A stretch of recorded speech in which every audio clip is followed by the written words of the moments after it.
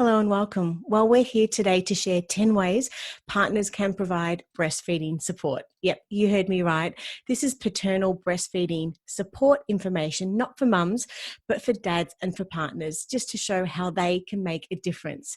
So if you're a father or a partner expecting a newborn and the mother is planning to breastfeed and you're just wondering, what can I do to help? Then this chat is definitely for you.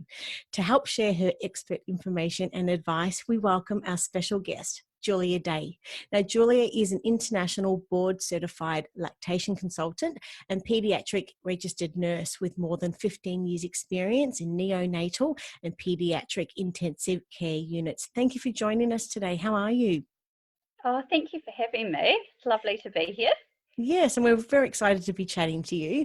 And look, naturally, one would think that breastfeeding is a topic that is isolated to mothers, and with good reason. However, this isn't necessarily the case. And just because a father or a partner isn't physically able to breastfeed the baby from the breast doesn't mean that they can't still be a significant part of the daily feeding routine. In fact, it's quite the opposite, and they can be an integral part of the routine. So I'd just love to know initially, what are your thoughts on this? Yeah, so the partners provide a really, really big source of support for the mums, and it can be quite mentally and emotionally draining breastfeeding at times. And so it's really important to have the support of your support people around you. So whether that be dad or another support person with you, and support people can take lots of different forms in terms of it might be parents that might be helping as well, or friends. But if we're just looking at that really close-knit support, research does tell us that it makes a huge difference to the longevity of the breastfeeding as well. Yes. And so how long have you've been in the industry now? For quite some time. It's over 15 years, isn't it? Now. Yes, yeah, actually probably going on 17 now. I might need to update my website. Oh, there you go. So in your 17 years experience, which is quite a significant amount of time, during Yeah. that time, what are some of the most common concerns and or I guess misunderstandings that men and partners have just generally about breastfeeding? Yeah, so I think the biggest one, and it probably comes from mums and the support people, is that it's the only way, feeding is the only way they can bond with the baby, especially in that newborn phase when I guess the dads sort of, they can't play with them or they can't run around outside and do all those things, in that newborn phase, they're really just feeding and sleeping. And so I guess a common misconception is that if the dad's not helping with the feeding by giving a bottle, then they're not actually bonding with the baby. But there's so many other ways that the dads or the support people can bond with the baby. Whether it's massaging or cuddles or changing the nappies. Dads always love that one. Changing the Absolutely. pooey nappies. But yeah, Well, there's lots of other ways. so, and I understand one of the biggest reasons why a lot of women give up on breastfeeding is due to the lack of support from their partner. There's been a lot of studies over the years about this as well. Is there anything that you can maybe just expand just generally on this point at all? Yeah, I think breastfeeding certainly happens a lot more easily if mums have that support. And so it might just be things like, in the early days where there's lots of visitors coming to see you, especially in that first 6 weeks, just the partner limiting things like that, and just getting some food if she's feeding, a glass of water, just trying to help with those sorts of tasks. So that the feeding, which does take a lot of time, a newborn could feed sort of 8 to 12 times in 24 hours. So Mm-hmm. if they're feeding for an hour at a time, it can be quite time consuming. So just trying to lighten that load. So, in your opinion, then, how important is it for mums to receive support from their partners while breastfeeding? Then. Oh, incredibly important. I think that yeah, it's probably the most important part. Yeah. And in saying that, I guess so mums really need the support to extend just the breastfeeding period for as long as possible as well, that we don't necessarily just want this to be just a newborn phase as well. So as long as Yes. the child is able to be able to breastfeed, I guess with the support to be able to give the mother the opportunity to do so, would you say? Yeah, absolutely. And so the World Health Organization recommends exclusive breastfeeding for the first 6 months of life. So that's no other food or fluids sort of for that 6 months, and then up to, well, actually they say 2 years, but it can extend beyond that. So yeah, it can be quite a long time that that support is required from your support person. Yeah. So, okay, here's a question for you. I mean, how could you best describe, I guess, the physical challenges that a mother goes through when breastfeeding to someone who hasn't ever experienced it like a father? Yeah, so I guess probably one of the main things that mums find when they first breastfeed, if they haven't before, is nipple pain. You always hear about, I guess breastfeeding seems like, well, I guess it is a natural process, but it is a learned skill as well. So it's not uncommon for mums to have what we call nipple tenderness for the first 7 to 10 days, and that can be quite confronting, especially for the partner who's seen if they're their mother of their child is in pain. And so there's that nipple tenderness this first 7 to 10 days, and then it does peak around day 3 to 6. So I guess just being aware of what is normal. So I'd encourage partners to attend like an antenatal class, or just educating themselves on how breastfeeding works and what's normal and what's not. And then they can actually help the mum if they see that things are going off track, and can assist them with getting help. All right, cool. Well, we've got lots to cover in this chat today, and a lot of it is a continuation of what you were just talking about. So before we do that, Great. I just wanted to acknowledge that we had published your article, and the title is "How Can You Help Your Partner While Breastfeeding?" Now, for someone who hasn't read the article yet, can you please just tell us what it's about, and of course, what inspired you to write it? Yeah, absolutely. So it's an article that I wrote with Ellen from Shay. And basically it's around the 10 things that you can do to help your partner positively adjust to breastfeeding. And so we just go through those 10 steps of just describing ways that might make it a bit easier on your partner and show that extra support, and just sort of a step-by-step article, really. Awesome. So, as you just mentioned, the article lists 10 things a partner can do to help show their support at the start and right throughout the breastfeeding journey. So, I'd love to be Yeah, able to go through some of those with you now. Would that be okay? fantastic. Okay, wonderful. So, to begin with, feeding is one of the many tasks involved with taking care of a newborn. Now, what are some of the other ways a partner can bond and interact with a baby? Yeah, so lots of different ways. So bathing's a big one. Often lots of mums will wait till dad or their partner comes home from work and do the bathing together at night. Changing the nappy and massaging is a really lovely way of bonding as well.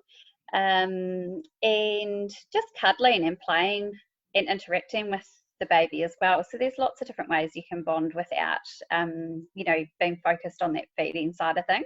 Definitely. There are so many tasks that open up the opportunity, for partners to bond.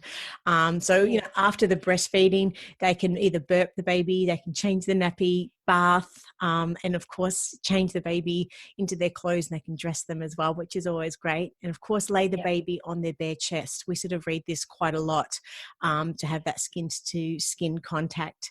As you mentioned before, they can massage the baby, and of course, cuddles and playing, interacting with the newborn as well. Now, how about the breastfeeding cycles? Is it important for them to understand how often the baby needs to be fed?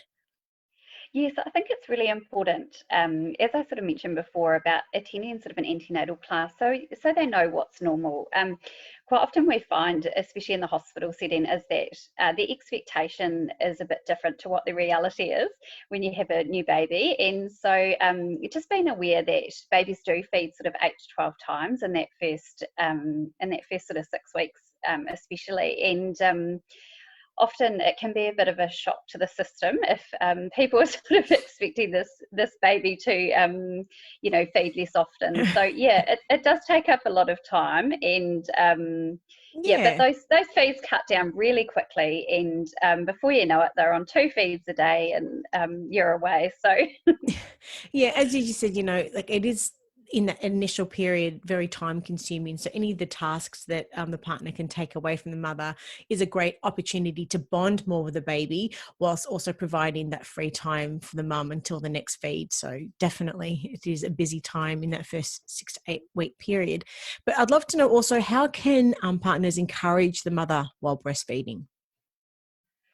Yeah, so I think just supporting her, listening to her, asking what she needs, and always, not feeling afraid to ask for professional help if they're struggling, and just being there for her, answering the door, limiting visitors if you're needing to, and just really being involved.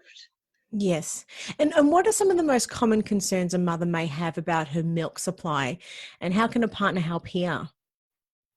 Yeah, so a lot of mums feel like they don't have enough milk, and the reality is that it's sort of around 4% of the population won't produce a full milk supply. So um, I guess just reassurance, and again, that goes back to their education. So just being aware of what the normal is, and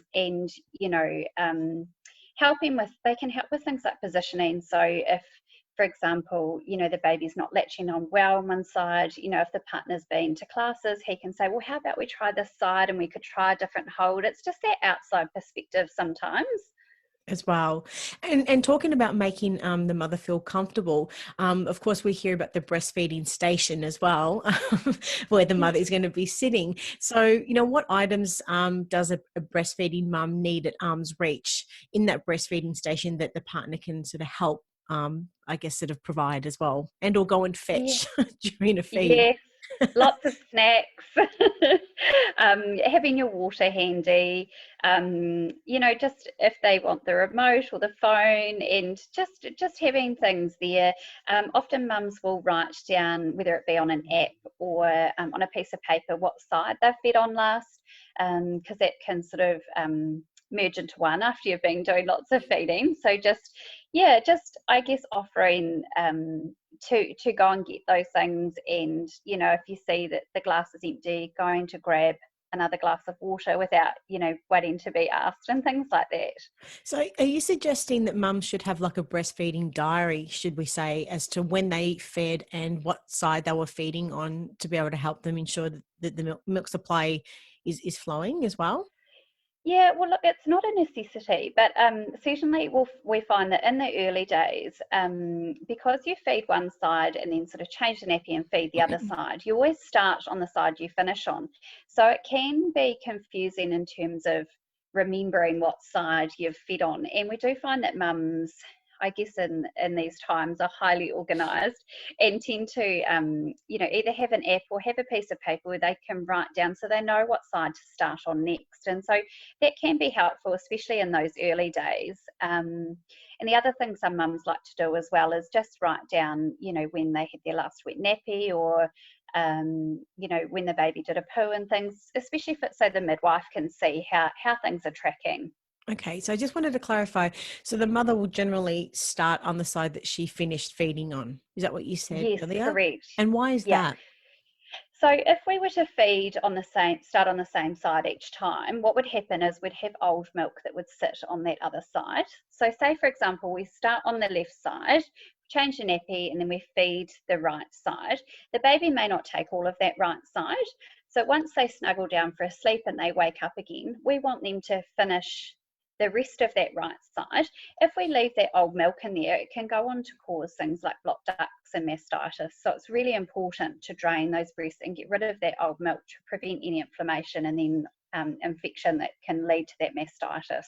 Wonderful, wonderful advice. Thank you for that. And you've alluded to some apps as well that mums can use. Is there any that you could maybe recommend? We don't particularly use any. I'm trying to think. I don't know the names of any off the top of my head, actually. There's so many of them. There's probably about 500. But this is um, specifically for breastfeeding, is that right? yeah, Okay. it's like a breastfeeding diary. Okay. There is a really good one for mums. We can always Google Not them And Yeah, we might have to. Sorry, that's that's not okay. And I helpful, put you is on the it? spot. It's completely okay. Now, I wanted to, you mentioned also, of course, and we know that mums get very thirsty when breastfeeding. So is this because the body's just having to produce more fluids as well? Yeah, so it's really important for breastfeeding mums to keep up their fluid intake and to eat a balanced sort of healthy diet. So Hmm. we always encourage lots of protein and lots of water. They will find they naturally get quite thirsty. Some mums can be producing over a litre of milk a day, and so it's a lot. You've got to keep up those fluids. Yeah. And how about coffee? Now, there's been some recent studies in the last in the last recent while with regards to caffeine when trying to conceive and when expecting. But I just wanted to just clarify once breastfeeding, how does that affect the baby?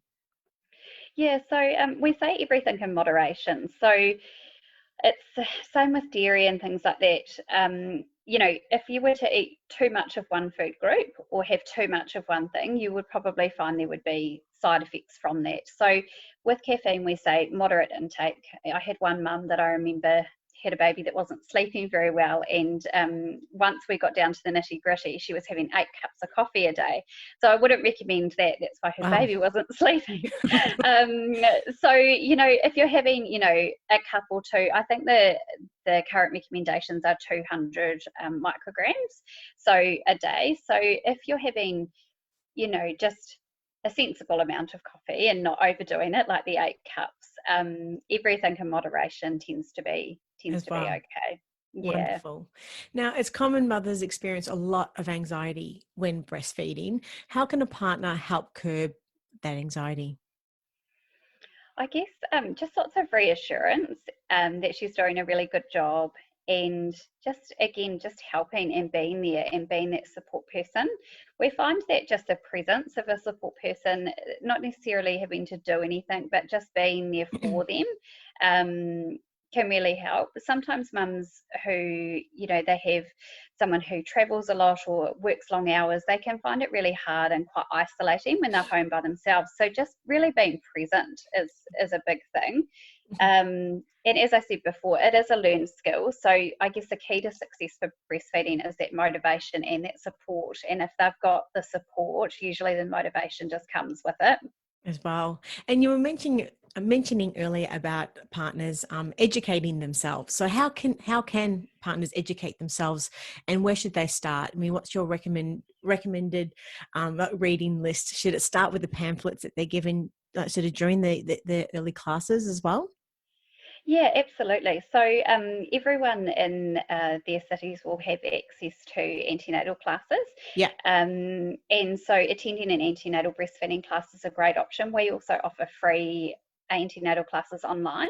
And so they're a great way. We do one-on-ones, a great way for the mums and the partners to be able to I guess, know the normal and what to expect with breastfeeding, and then they know if things do go wrong, what those are. And yeah, lots of the hospitals around, throughout Australia and New Zealand will offer support classes as well. So Hmm. yeah, it's really important to educate yourself, especially in that early date. I think if you're just prepared, things tend to go a lot more smoothly.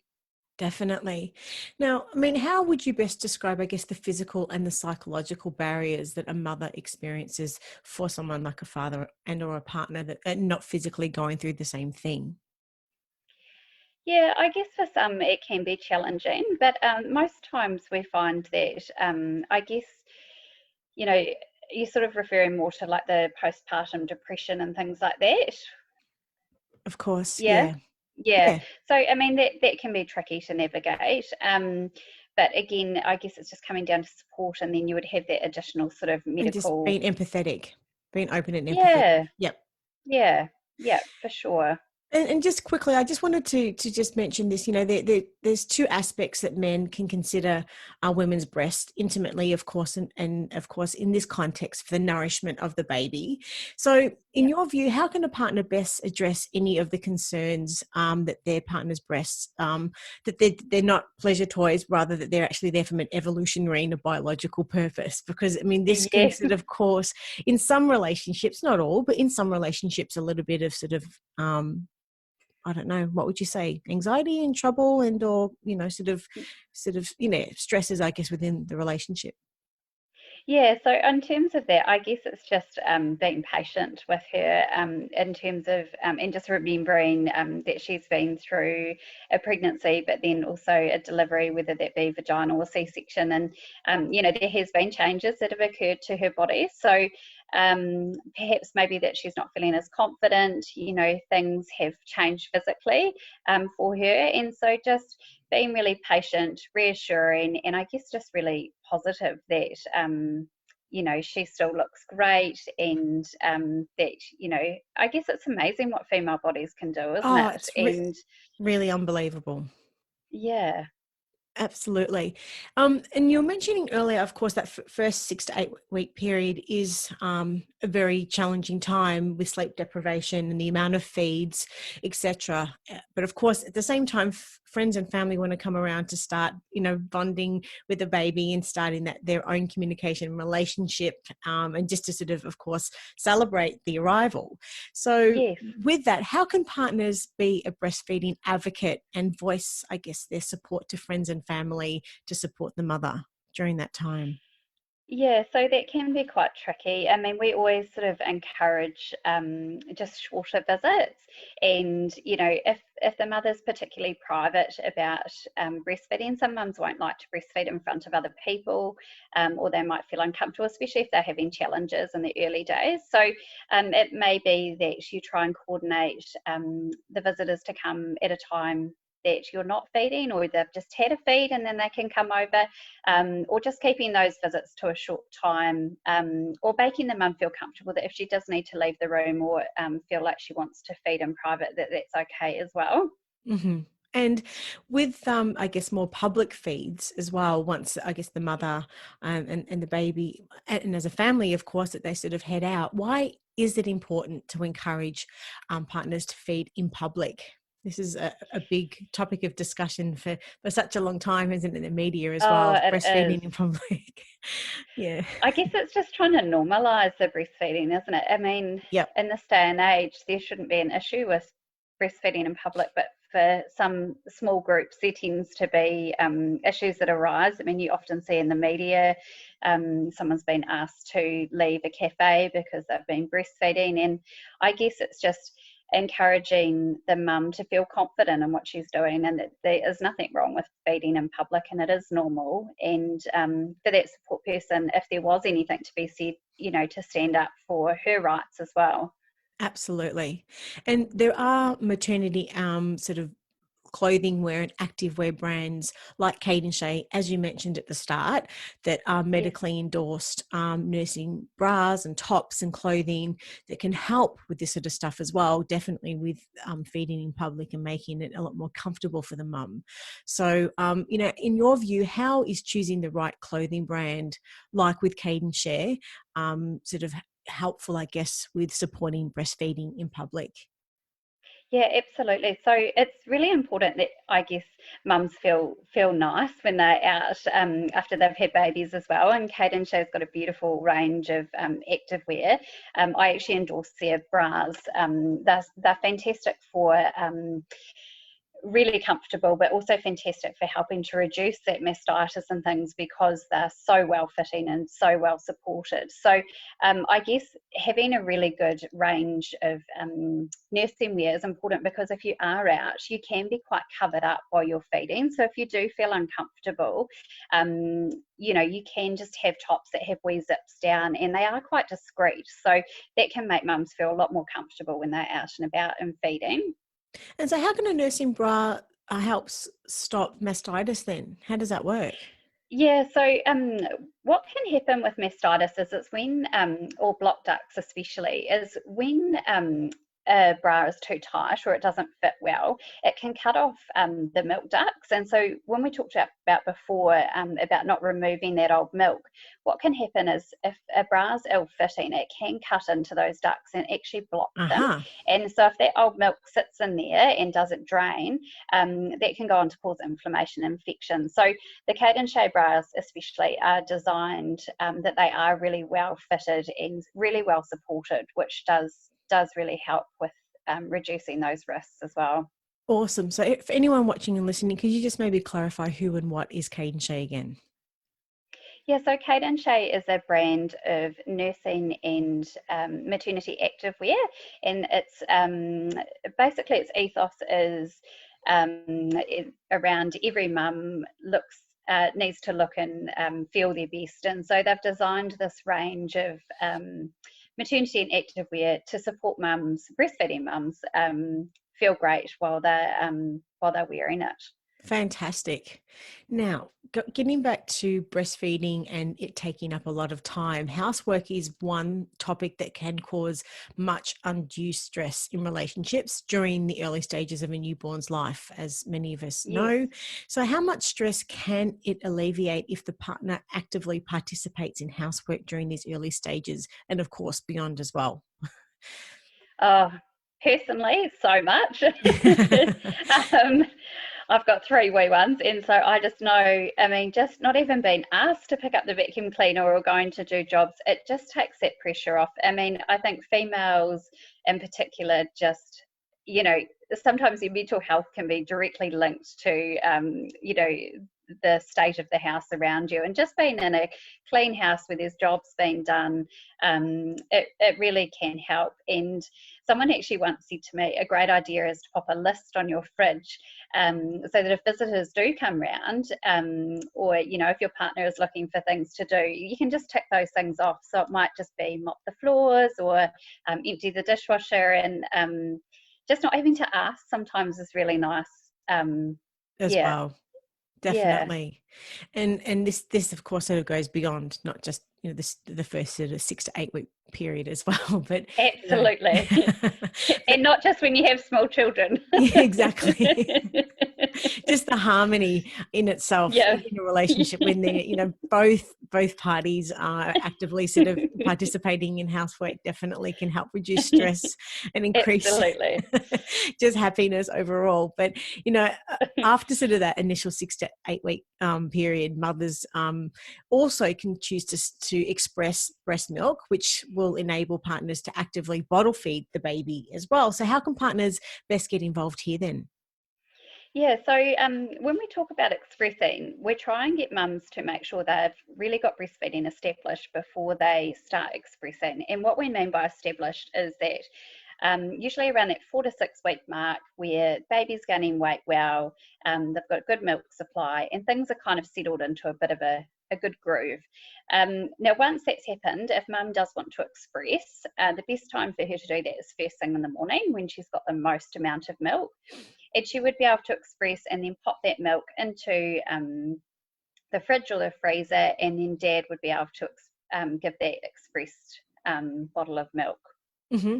And so how can dads then find out how many millimeters and ounces the baby needs at, of course, various stages as well? Yeah, so the formula that we use is 150 mils per kilo per day.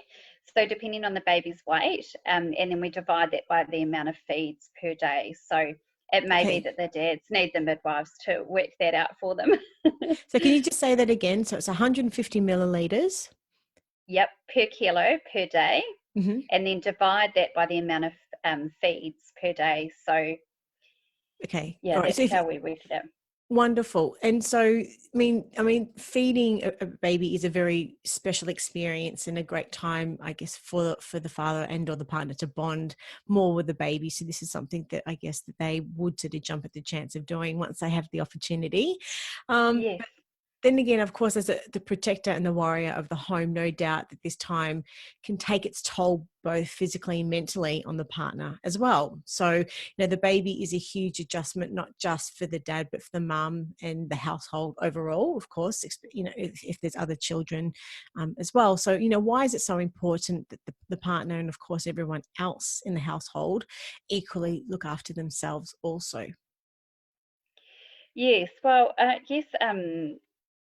It can be quite full on, I guess, you know, the early days, and just having the baby, and oh god, now I've lost my train of thought.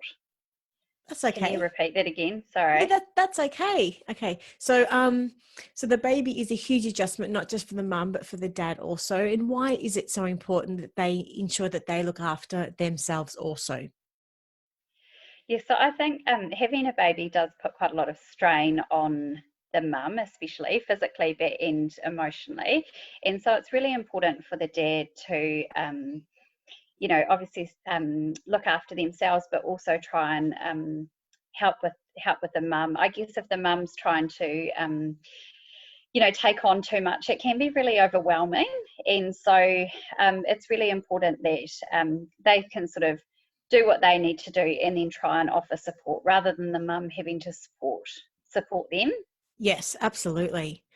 Well, thank you, I guess, for sharing your top 10 things that partners can do positively to help the mother of their child adjust to breastfeeding.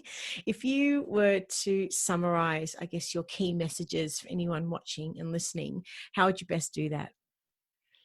Yeah, so I think breastfeeding happens more easily when the mum has someone or has a support person around them who can really motivate them and support them. And I think that's crucial to a really successful breastfeeding journey for the mum. So um, And the I guess studies you have just have shown to, that also, haven't they? The studies have they really have. shown. Yes, yeah. Yeah, and I think just working as a team, like, um, you know, being on board and doing it together, it makes it more enjoyable and, support each other through it, motivate each other, learn about those benefits of breastfeeding, how it works, how you can best support her, and then where to get help if you need to get help. Sometimes if the mums are in it, it can be really emotional and they're sleep deprived. And so knowing when to call in the experts, knowing when to get a lactation consultant or to call the midwife or to see the GP can be really beneficial. And yeah, just lots of practical ways to support them, chores around the house, doing those bath times, changing the nappies, bringing the water, bringing some snacks, all those sorts of things. It just makes a world of difference. And you were just mentioning knowing when is the right time to, of course, bring in external support, being from lactation consultants like yourself, speaking to maternal child health nurses, GPs, and of course, there's a whole range of different breastfeeding organisations as well. So, is there any that you would like to recommend in particular?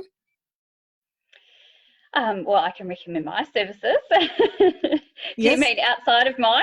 Yes, as well. But yeah, of course, yours and the Australian Breastfeeding Association, and there's a number of sort of other organisations as well. So I just wanted to ask, what are your recommendations? Yeah, so in Australia, I definitely recommend the Australian Breastfeeding Association. They've got great information on their website. Yep. New Zealand, we tend to follow Health Info is a really good one for mums. And there's also another one that's quite good, Raising Children in Australia, that does have some good information on there as well. In terms of just solely breastfeeding, we do have quite a lot of information on our website, which is morethanmilk.co.nz, and as I said, there's access to free services on there as well. Wonderful. Well, thank you so much for your time today, Julia. If anyone's got any other questions and or would like to reach out to you following this today, whereabouts can they find you? Yeah, so they can find us on Instagram at More Than Milk NZ or Facebook, and also our website is morethanmilk.co.nz. Wonderful. Well, you take care. Thanks again for your time and look forward to speaking with you again in the not too distant future. Until then, take Thank care. you so much for having me. You're more than welcome. Take care. All right, bye. Thanks.